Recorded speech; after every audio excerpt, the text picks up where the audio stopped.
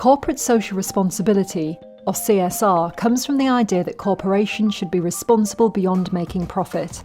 As part of society, they should also operate in ways that positively impact the environment, society and the economy. The tobacco industry has not missed this opportunity and has been actively conducting CSR programs like other corporations. However, the tobacco industry is not like any other industry. Here are 3 reasons why tobacco industry-related CSR activity should be banned, as recommended by the WHO Framework Convention on Tobacco Control. 1. There is an irreconcilable difference between the impact of the tobacco industry and the goals of CSR. In principle, there is an inherent contradiction when the tobacco industry, which makes its money by selling products that causes death and diseases, engages in activities that are socially responsible. The entire industry thrives on peddling a range of products that are so lethal that kills half of their consumers. CSR is used to distract people from the harms of its products, but no amount of CSR can offset this deadly impact. A sincere interest in social responsibility should move them to shut down operations and save millions of people from tobacco-related deaths. 2. Tobacco industry-related CSR activities are strategies to protect their business from threats. The tobacco industry has used CSR programs to evade bans on advertising, to use it as a form of sponsorship, to buy public goodwill, to gain access to senior officials and influence policy, and to delay implementation of tobacco control policies.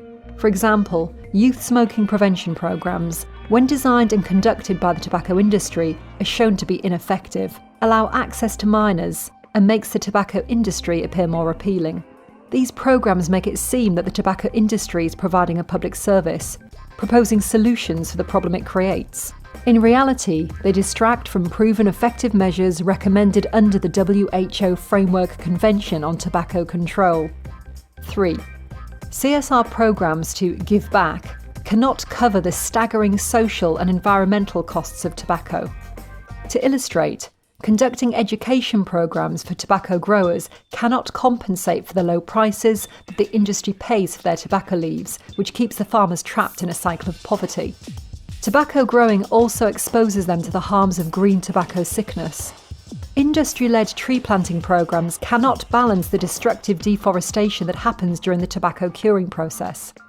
Industry-supported scholarships for children of tobacco farmers cannot obscure its history of benefiting from cheap tobacco prices through child labour. Clearly, the tobacco industry's CSR programs are more of a greenwash for the wide spectrum of harms this business causes to society. Yet, it is also a challenge to curb these activities because the practice is entrenched and the opportunity to receive funding is attractive to the most vulnerable communities, especially when there are poor people relying on these. However, there is a valid reason to ban such CSR activities by the tobacco industry. There must not be allowed another way to manipulate public opinion and policymakers, nor be able to use CSR as a protection from regulation. At the end of the day, the world does not need more empty good deeds and persuasive strategies.